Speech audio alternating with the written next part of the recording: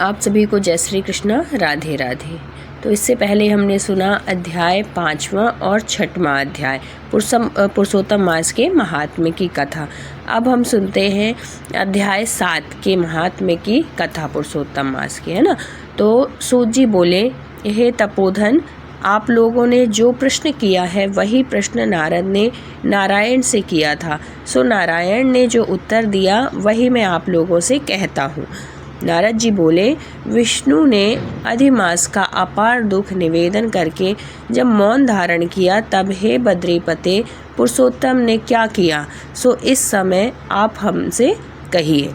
श्री नारायण बोले, हे वत्स, गोलोकनाथ श्री कृष्ण ने विष्णु के प्रति जो कहा वह अत्यंत गुप्त है, परंतु भक्त, आस्तिक, सेवक, दंभ रहित अधिकारी पुरुष को कहना चाहिए। अतः मैं सब कहता हूँ, सुनो। यह व्याख्यान संकीर्ति, पुण्य, यश, सुपुत्र का दाता, राजा को वश में करने वाला और दरिद्रता को नाश करने वाला एवं बड़े पुण्यों को सुनने को मिलता है, बड़े पुण्य से सुनने को मिलता है। जिस प्रकार इसको सुने उसी प्रकार अनन्य भक्ति से सुने हुए कर्मों को करना भी चाहिए। बहुत ही पुनीत, बहुत ही पावन ये संवाद है, बड़े ध्यान से सुनिएगा। और अगर वीडियो में न्यू है तो ज़रूर सब्सक्राइब कर दीजिएगा, लाइक कर दीजिएगा और कमेंट में जय श्री कृष्णा, राधे राधे लिखना बिल्कुल मत भूलिएगा, क्योंकि हम भक्ति के उसमें हैं, भक्ति सुन रहे हैं। तो इसमें अगर हम भगवान का नाम लिखेंगे ना तो बहुत ही पुण्य प्राप्त होता है। तो फिर भगवान कहते हैं कि जिस प्रकार इसको सुने उसी प्रकार अनन्य भक्ति से सुने हुए कर्मों को करना भी चाहिए।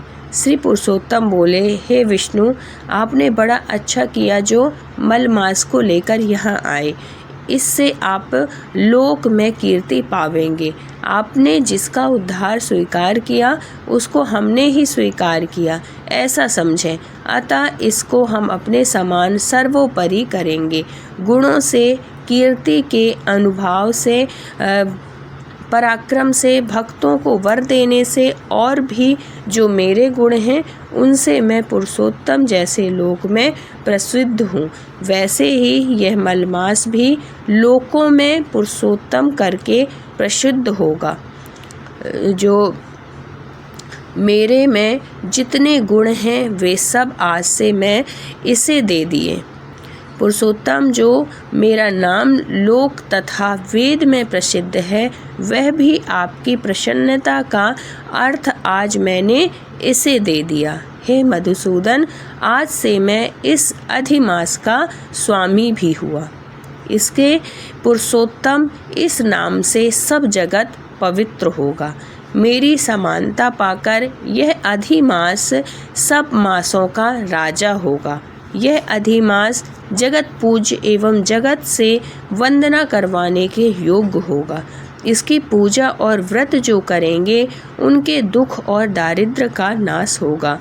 चैत्रादि सब मास सकाम हैं, इसको हमने निष्काम किया है। जैसे हर मास में कोई ना कोई काम लोग करेंगे, शुभ कार्य करेंगे, लेकिन इसमें सिर्फ भक्ति से रिलेटेड काम होगा। हम जितनी भक्ति करेंगे, जितना पुण्य के काम करेंगे, ये जो मास है सिर्फ भक्ति के लिए प्रदान है। इसमें आप जितना पुण्य का काम करेंगे वो उतना ही बढ़ेगा। तो भगवान ने कहा कि ये मास मैं इसको देता हूँ। ये सबसे पुनीत, सबसे पावन मास है।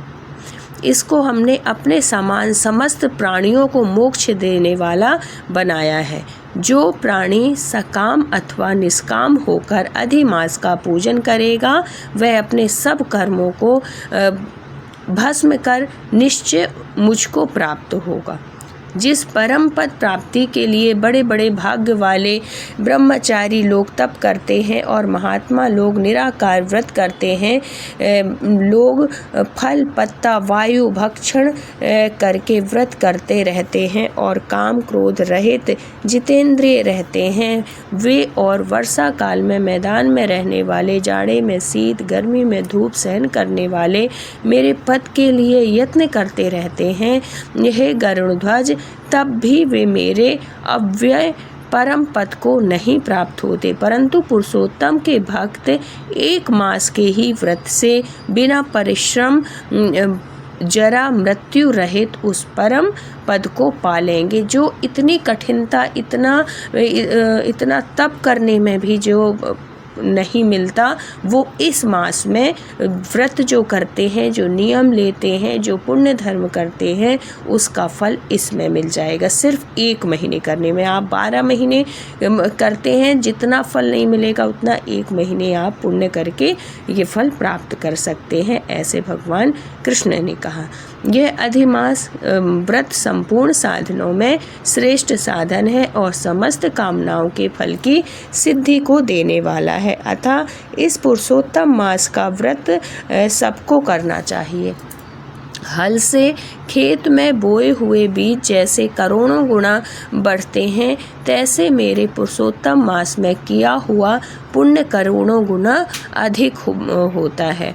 कोई चतुर्मास आदि यज्ञ करने से स्वर्ग में जाते हैं, वह भी भोगों को भोगकर पृथ्वी पर आते हैं, परंतु जो पुरुष आदर से विधि पूर्वक अधिमास का व्रत करता है वह अपने समस्त कुल का उद्धार कर मेरे में मिल जाता है। फिर उसका जन्म मृत्यु वाला वो नहीं रहता, वो मोक्ष को प्राप्त होता है, इसमें संशय नहीं है।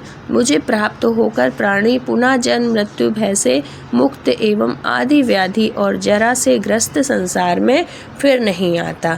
जहाँ जाकर फिर पतन नहीं होता, सो मेरा परम धाम है। ऐसा जो वेदों का वचन है वह सत्य है, असत्य कैसे हो सकता है। यह अधिमास और इसका स्वामी मैं ही हूँ और मैंने ही इसे बनाया है, और पुरुषोत्तम यह जो मेरा नाम है सो भी मैंने इसे दे दिया है। अतः इसके भक्तों की मुझे दिन रात चिंता बनी रहती है। उसके भक्तों की मनोकामनाओं को मुझे ही पूर्ण करना पड़ता है। कभी कभी मेरे भक्तों का अपराध भी गणना में आ जाता है, परंतु पुरुषोत्तम मास के भक्तों का अपराध मैं कभी नहीं गिनता। हे विष्णु, मेरी आराधना से मेरे भक्तों की आराधना करना मुझे प्रिय है। मेरे भक्तों की कामना पूर्ण करने में मुझे कभी देर भी हो जाती है, किंतु मेरे मास के जो भक्त हैं उनकी कामना पूर्ण करने में मुझे कभी भी विलंब नहीं होता है। मेरे मास के जो भक्त हैं वे मेरे अत्यंत प्रिय हैं। जो मनुष्य इस अधिमास में जप दान नहीं करते वे महामूर्ख हैं, और जो पुण्य कर्म रहित प्राणी स्नान भी नहीं करते एवं देवता तीर्थ द्विजों में द्वेष करते हैं, वे दुष्ट अभागी और दूसरे के भाग्य से जीवन चलने वाले होते हैं। जिस प्रकार खरगोश के सींग कदापि नहीं होते, वैसे ही अधिमास में स्नान आदि न करने वालों को स्वप्न में भी सुख प्राप्त नहीं होता। जो मूर्ख मेरे प्रिय मलमास का निरादर करते हैं और मलमास में धर्माचरण नहीं करते, वे सर्वदा नरकगामी होते हैं। प्रति तीसरे वर्ष पुरुषोत्तम मास प्राप्त होने पर जो प्राणी धर्म नहीं करते वो कुंभी पाक नरक में गिरते हैं और इस लोक में दुख रूप अग्नि में बैठे स्त्री पुत्र पौत्र आदि से उत्पन्न बड़े भारी दुखों को भोगते हैं।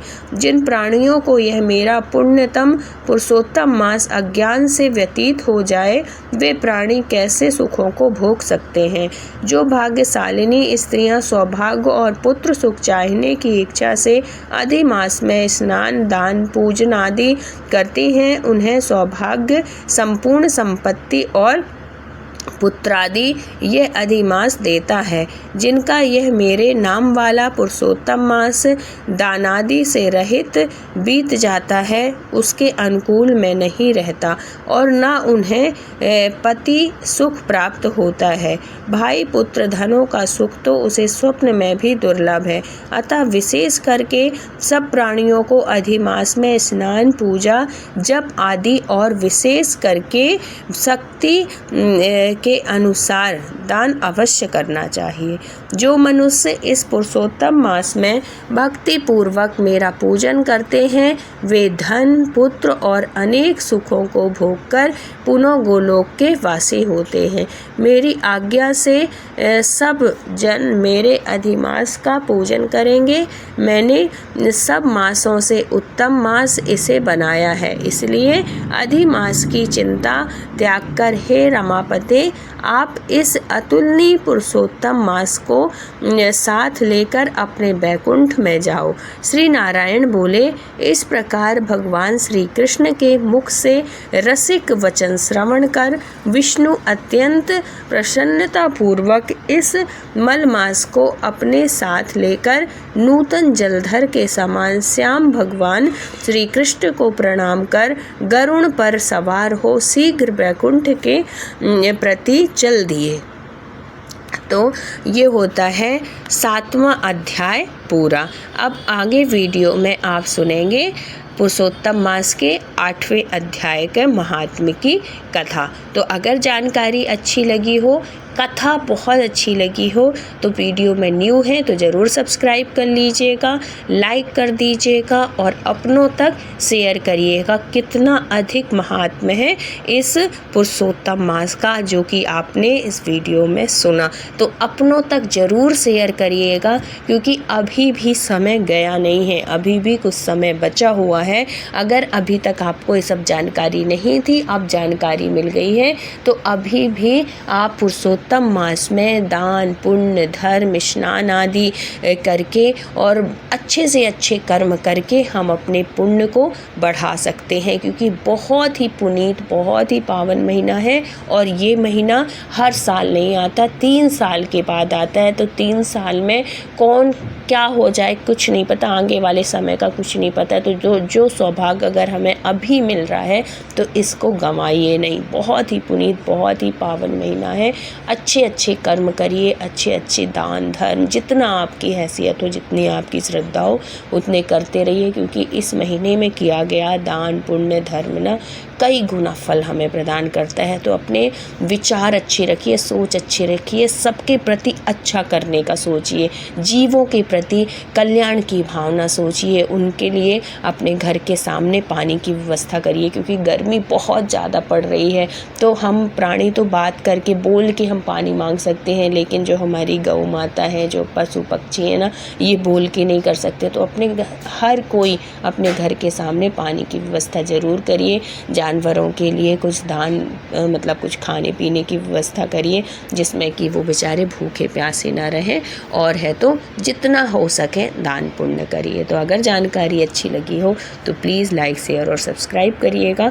फिर मिलते हैं अगले वीडियो के साथ पुरुषोत्तम मास के अध्याय 8 के महात्म्य की कथा के साथ। ठीक।